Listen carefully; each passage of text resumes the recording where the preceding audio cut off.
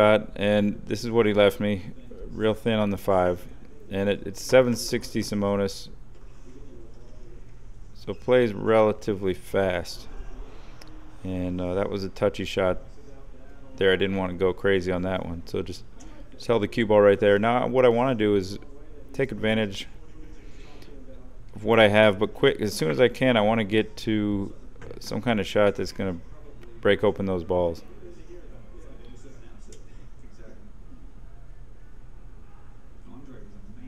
And the 8 being up there by the rail, that's not a huge deal right now. It's more important for me to break out some balls. If they were all scattered, I'd want to get that 8 ball maybe right away. But my priority is to break these up, and I have a shot. Watch how the cue ball caroms off the 13, and I'll draw it back into the rack. Like that. Pretty cool break shot. I like that one. Every single ball in that rack moved. I didn't hit him too hard. It was just the angle of the shot. The thin cut shot allowed the cue ball to have a lot of movement off of that second ball also that it hit.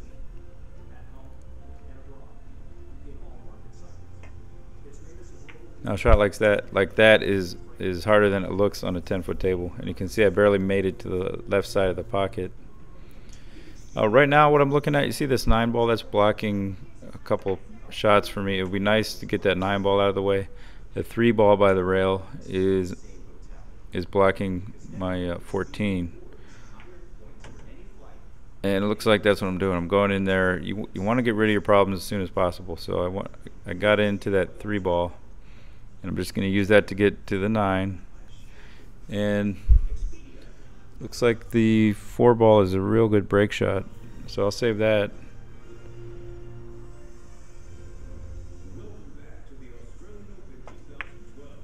I might even want to get that 7 out of the way for the 13, but the 13 will go in the side as well. So I could save the 13 as my key ball. Any of those shots will work. As far as 8, 14, 13. Could play the 14 and then the 3 last. I mean the 14 and then the 13 last. So we'll see. We'll see how I decided to play this. But the main work of the rack was done. You never want to let up your concentration, though. You gotta try real hard to get your cue ball where you want it with the right angles, because things can fall apart pretty easily. That's why you need to really maintain your concentration. Now you can play fast too. You could play fast and concentrate, as long as you're really aware of where the cue ball is going and your pattern that you're playing.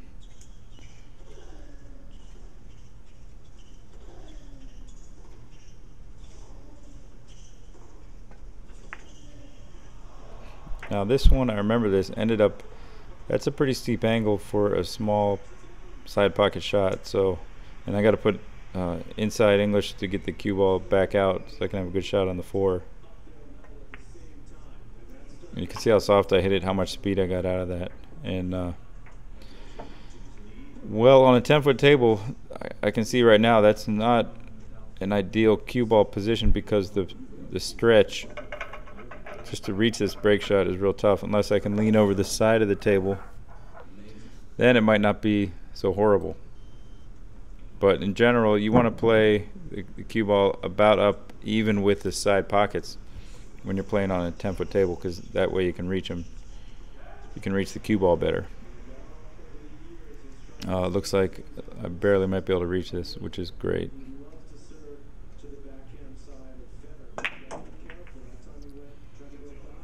Okay, nice. Got a bonus ball out of that one, and into this second rack here.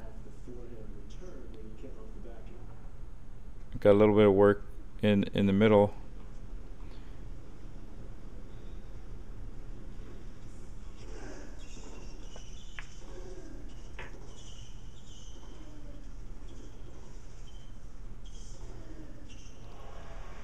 I could use the 1 ball, get an angle on the 1, and then draw back into the rack there, but into the stack. But there's no real insurance ball waiting for me. So I'm gonna guess, yeah, I'll probably just go get this 14 ball next and just pick off these balls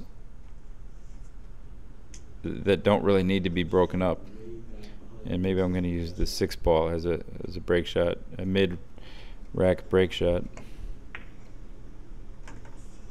Now the 6 ball is not a bad break shot to save for later, but I think in this case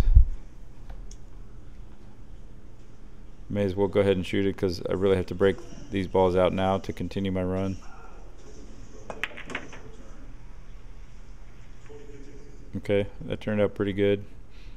It looks like I still need to manufacture a break ball. The 13 is pretty low. The 8 ball might be a good side pocket break shot, or even the 3 ball. And I could use the 10 ball as a key ball there if I wanted. Shoot the 10 ball last and stay up above that 3. But knowing me, I might just try to get an angle on this 15 and bump the 9 ball into a better break shot position. I think that's what I was trying to do, and maybe I hit it too soft because I got too much angle. I'll bump the 9, but I'll probably bump it too far unless I can hit this really, really soft. Not as soft as I wanted, if that's what I was doing.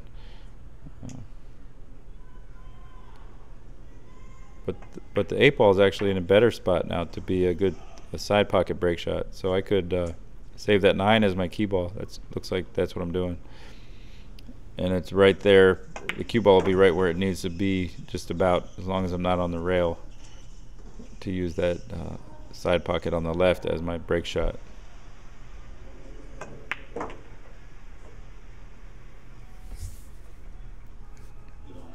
Okay, good, nice angle here. Just come off the rail, kind of straight towards the 8 ball. And it's a good break shot. There we go, 2 racks down.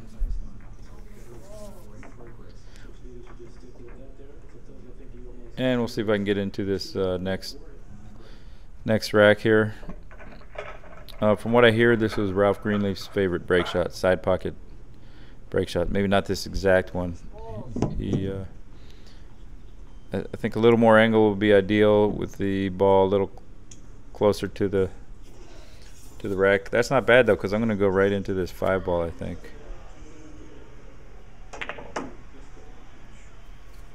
Yeah, I went into the 5, gave me a nice breakout.